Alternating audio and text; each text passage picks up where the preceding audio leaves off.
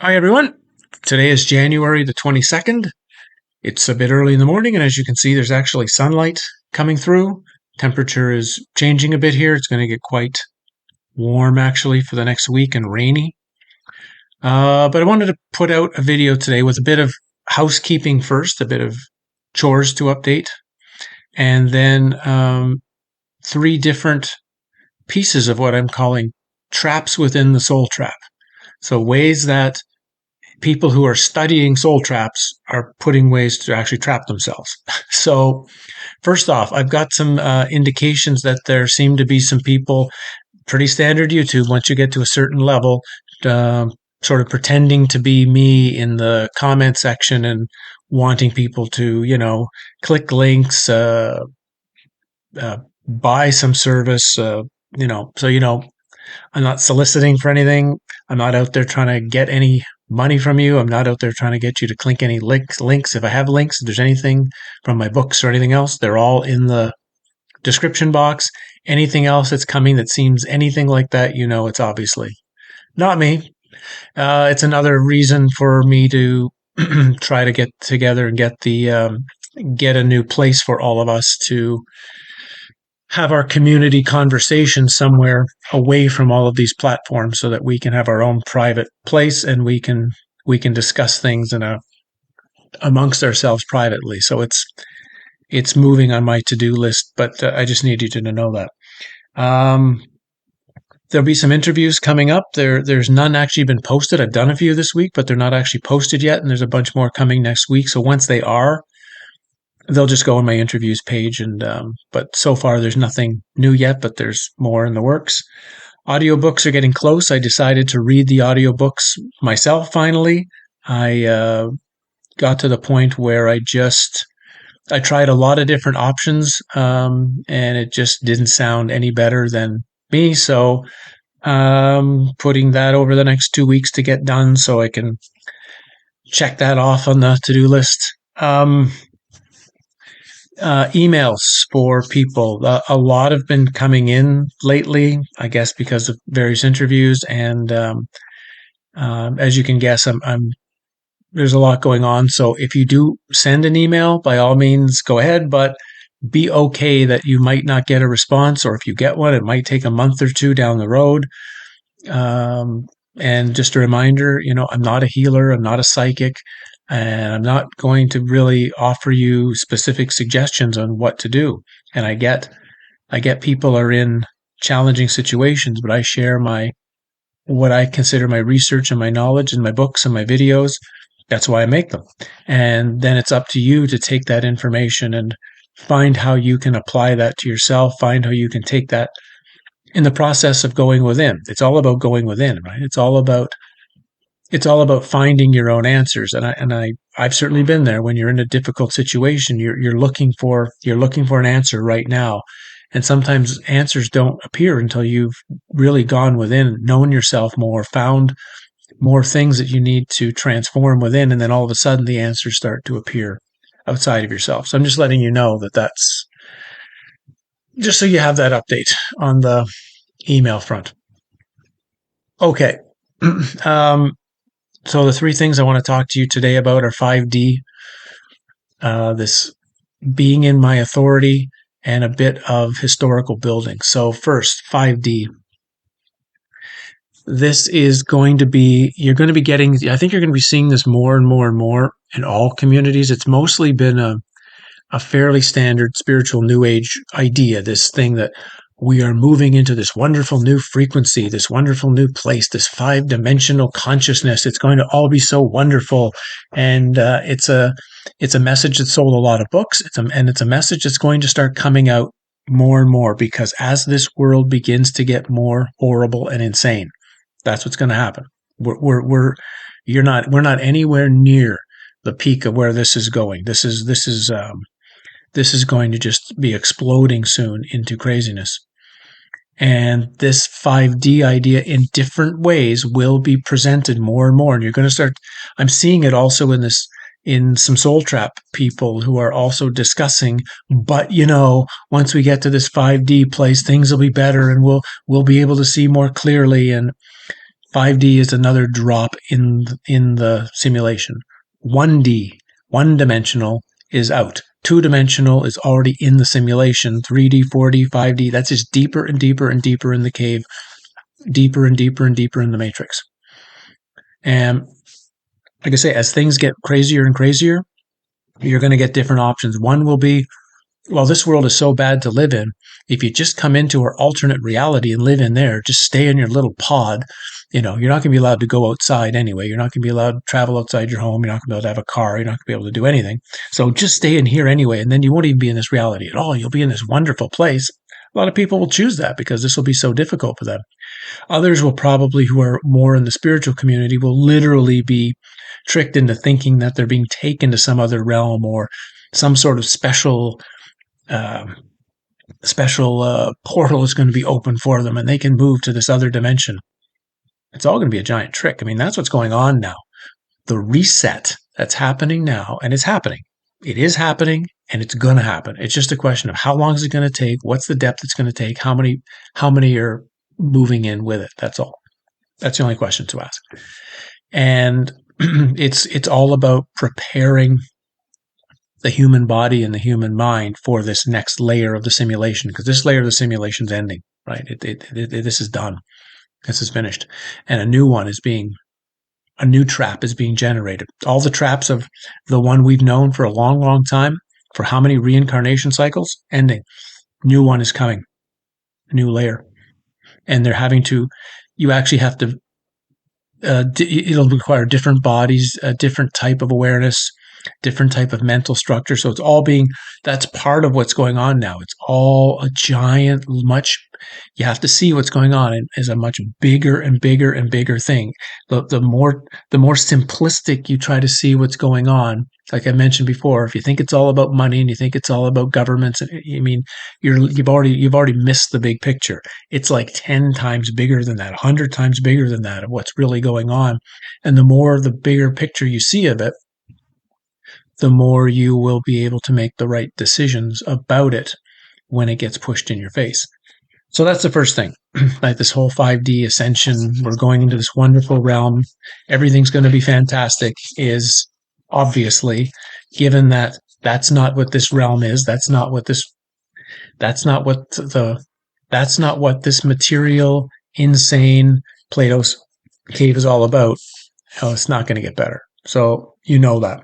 It's never been that way, and it's not going to be. The next one I see, and this is more common. I see this from a lot of channels, and whoa, my picture's going from black and white to color, I guess because of that changing light. Is this idea of I'm staying in my own sovereignty and I'm going to be making all my own decisions. And yes, that's a valuable and important part of the process, which is to let go of authority from something outside of yourself and take the power within. Yes, that's step one. The problem is when I hear so many people indicate, and that's what I'm going to do after I die. When I meet these beings or these archons, I'm telling them that I'm in charge and they're not, and that's all I have to do. And these people are not really getting that the astral realm and dealing in the astral realm is not going to be anything like it is dealing in the material realm. They're not the same, right? The kind of particularly logic and clear thinking that are available in the material realm, that's one of the small values of this place, is the actual ability to logically and critically think. You seem to lose that in the astral realm. That it requires a tremendous amount of preparation to be able to have certain parts of your mental body which connect here into this realm. They don't naturally connect in the astral realm. So there's a huge amount of work even that has to prepare that. And if you want to contemplate how difficult it's going to be, think a bit about when you're dreaming. I had a dream last night. I'd been talking about a banquet back when I was a comedian years ago. And one of the banquets I did was with Phil Esposito, and the two of us had I had some interactions and stories from when I was 6 or 7 years old.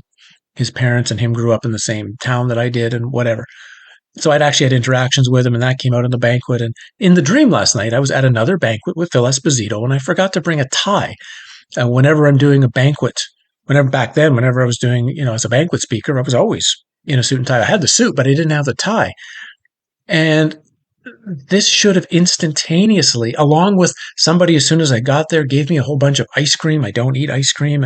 And all of these things should have indicated right away, like something is wrong with this scenario. There's something just wrong with this. Oh, I'm in a dream. I'm not actually in normal reality. Get lucid with what's going on here. But as we dream, 99.99% of the time, we get sucked into the dream. We believe the dream and what's happening is real environment, and we treat it as if we are in our material body. But as an example, I didn't have the critical thinking of, I noticed I don't have a tie. This is a problem. I started moving into the feeling aspect of it, right? The concerns of not having a tie and what that's going to mean for me, as opposed to, wait a minute, I would always have a tie when I come to a place like this. Something is extremely wrong here with this world. We lose that critical thinking. So anyone who thinks they're just going to walk into the after death state and be in perfect critical thinking mode automatically because I'm in my authority, I'm sorry, you're not. I think you're going to be mistaken. And I think that's a place where now we open up the deception, critical thinking, and the ability to really be able to actually stay in our authority and actually make our own decisions. That's valuable, but we have to be prepared that it's not going to be like it is here. And if you're not doing the preparations for how you're going to actually access your material state in the astral realm, I don't think it's going to work. So I'm just presenting that out there again for some of you who are building your own package of what am I going to do in my preparations. That's one to really think of. I agree with the concept. I agree with the importance of it, but you have to be able to put that into play in a different part of Plato's cave, in a different part of the matrix than the one you're in now. The practice you do here is fine, but how are you practicing for it there? So I'm just putting that out. The third thing I want to share today comes from the video I did with Dr. Tom Cowan. And I talked about the World Fairs with him for the first time on that subject in like 6 or 8 months. But he's moving into some really interesting areas of research. And like I say, I like Tom, so I did the interview with him. And it was helpful because when I watched the comments and I watched some of the things that came out from it, I realized, and history is an important area to study, just like almost any area within the dream, there's value to it. The question always becomes, what are you studying? And I began to notice again, the focus is on the buildings. Who built the buildings? How did they build them? What time frame were they done? Who was the civilization? And I got caught up in that too when I wrote the book and talked about it originally, because it is such an interesting part of the story. It's an interesting, massive question that theoretically needs to be answered. But the problem is that area of study, who built buildings? How did they build them? Don't apply now. Though that applied 5 or 10 years ago when the world was relatively stable and things were not ready to explode and implode in this reality, that's fine. People are missing the point of something like the World's Fairs. The World Fairs, what to study the buildings are not important right now. Like right now, where we are, not important. What's important is what was going on in them, what were the events that were happening there, what was the information they were being presented to the public, and more importantly, the most important, is this the aftermath of a reset? Which it probably is on some level. What was the reset that happened? How did it occur? And what was the setup that created our new reality that we've lived in? That's important. That is critically important if you're going to study history, is to study, look for previous resets, because again, we're in one. It's happening right now. Whatever happened then, and I think there were a few in history, whether there was probably one also like at the end of temple building time. There was one 10 or 20,000 years ago at the end of pyramid building time, that would have been the flood, the famed mythological flood that's in all myths around the world. That's that one. We have so it's like, can you go through mythology and pieces of history and track the resets themselves, track how those went, what happened during, before, after, and apply that now? Because that's the only thing that's important right now is the is what is going on. Because if you're not seeing, at least to me, in my opinion, if you're not seeing where things are really headed in the next like 6 months to 2 to 3 years, that's maybe the time frame for, they try to throw out the year 2030, and I think that's a giant misdirection. They want everyone to think 2030, you got lots of time, don't worry about it, when the real number might be 2024, 2025. The time frame of this being completed is much, much shorter than anyone might think. And so because of that, if you're going to study anything, in my opinion, and it doesn't matter, you can study science, you can study philosophy, you can study religion, you can study the history of government, you can try to study the solar system, or whatever you want to feel like areas you want to get into, right? I mean, just studying it, does it exist? Does it not exist? That's an area of study. But it's, how does it apply to now? If you're just studying something to answer some questions, that doesn't matter. Actually, it doesn't matter for given what's about to occur.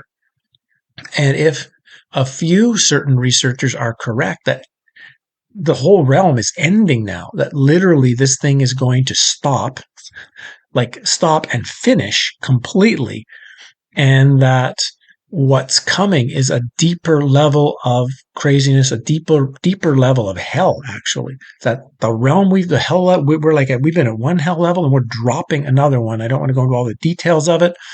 That's research for the upcoming book, and whenever I get to being able to present that in more detail, I'm still working on it. If any of that is true, then your research is important, it's valuable, but you have to, in my opinion, be focused on what applies now. And there's lots of things you could study, for example, in history, tons of stuff. But if it doesn't apply to how does that help understand what I and everyone else are going to be going through and are going through now, it's a wasted area of study. And that means to anything. Again, science, religion, philosophy, government, law, commerce, it doesn't matter. If it doesn't apply now, we're beyond the period of time where you had free study. If this was 1990, study whatever you want, whatever interests you. Great. You got tons of time where nothing major is going to be thrown at you. Probably life is just going to go on a fairly continuous horizontal phase, and we got into the rocks moving, and all of a sudden it's about ready to go. So the study of what's important is key. And now, to me, I see that anyone focusing on this historical stuff and focused on the buildings and who built them and when and why and all that, it's an area of study. But in a year or two from now, you'd probably see that was a wasted amount of time. If you were studying what was going on, what was the message that was being presented, and what was the potential reset that happened, didn't happen, went through. I mean, those are the questions to answer. Those are the questions to understand so that you can look at today and know what's going on. So 5D, really start understanding what's going on. I mean, we are in deception land. I'm going to leave you with this, right? This whole setup of reality is one giant deception. And once we were dropped into matter, because at one time divine souls weren't in matter, we were more in we were just in the astral and etheric realms. And when we finally got dropped into matter, the level of deception took another jump, another level of, right? And once that occurred, the deception levels increased as well. So it's a reminder that we're looking always for deception. And we know that it's everywhere. We're looking to see how we're constantly being deceived so that we can see through it and stop the deception. Thanks again, everyone. Remember, there's no soliciting coming from me. Reminders about the interviews, emails, whatnot. And that's just what I want to share with you today. Thanks again for looking into my books and my programs, and audiobooks are in the process of being done. And I'm in the process of finding where we can go so that we can have a community away from everyone else so that the conversation can be deeper and more complete and more interaction with each other than the platforms we have now. But that's coming. Thanks, guys.